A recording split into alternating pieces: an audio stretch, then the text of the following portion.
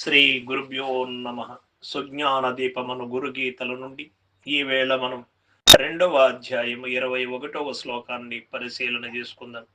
గురుపాదోదకం పానం గురోరుచిష్ట భోజనం గురుమూర్తే సదా ధ్యానం గురుస్తోత్రం సదా జపః.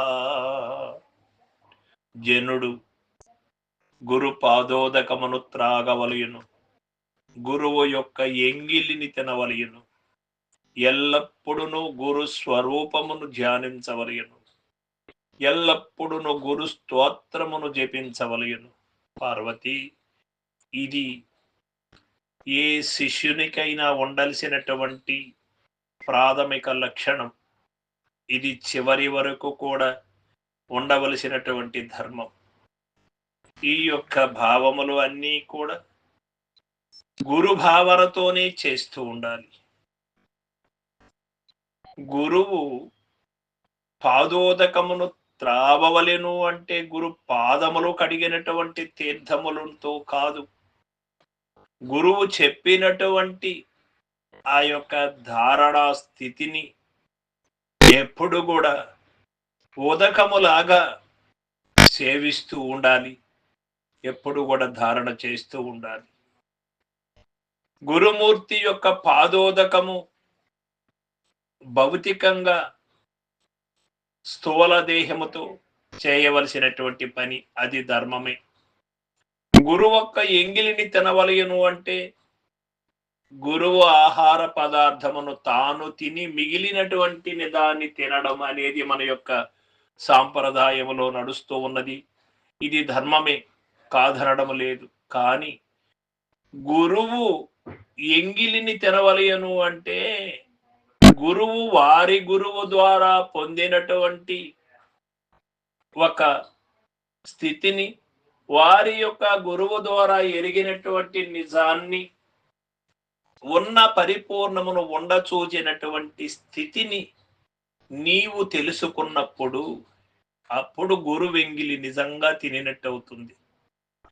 గురువు ఎంగిలిని తినడము అంటే గురువు వదిలినటువంటి ఆహార పదార్థమునే కాదు, గురువు ఎరిగినటువంటి విషయాన్ని ఎరగడము, గురువు ఎరిగినటువంటి సత్యాన్ని ఎరగడము, గురువు అరిగిన స్థితిని మనము కూడా పొందడమే గురువు యొక్క ఎంగిలి తినినది అని మనకి ఇక్కడ తెలుసుకోవలసిన అవసరం ఉన్నది. ఎల్లప్పుడూ గురు స్తోత్రమును చేయవలెను. ఈ యొక్క మానవాళిలో, ఈ యొక్క మాయా ప్రపంచములో నిద్ర లేసినది మొదలు మళ్ళీ రాత్రి పరుండు వరకు గురు సాంప్రదాయకులు, గురు మంత్రమును ఎరిగినటువంటి వారు మనతో ఎక్కువ మంది తటస్థించకపోవచ్చు. భౌతిక విషయములపై అపేక్ష ఉన్నవాళ్ళు, పూజలపై ఇంకా ఇతరమైనటువంటి మంత్రతంత్రములపై, శుద్ర భక్తిపై వ్యాపకమైన వాళ్ళు ఉండొచ్చు. నీ మనసు ఆ విధంగా పరువెడకుండా ఎవరితో ఉన్నప్పుడైనా, ఎక్కడ ఉన్నప్పుడైనా గురు స్తోత్రమే నీ మనసులో ఉండాలి. గురు రూపమే నీ మనసులో నిండుగా ఉండాలి. ఇది నిజమైనటువంటి గురు స్తోత్రం. ఇదే గురువుని యొక్క మంత్రాన్ని జపించడం. గురువు ఇచ్చినటువంటి ఆ యొక్క 43 అక్షరములను, 3 మంత్రములను మరువక సదా జపిస్తూ ఉండాలి. ఉన్నది పరిపూర్ణము, లేనిది ఎరుక.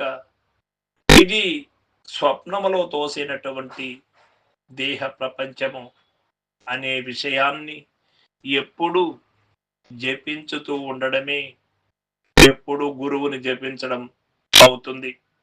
ఎందుచేత అంటే గురువు కోరినది అదే కదా, శిష్యుని భ్రాంతిరహితుణ్ణి చేయాలి. ఈ భవబంధ రోగము విముక్తుడు కావాలి అనే కదా గురువు యొక్క తపన.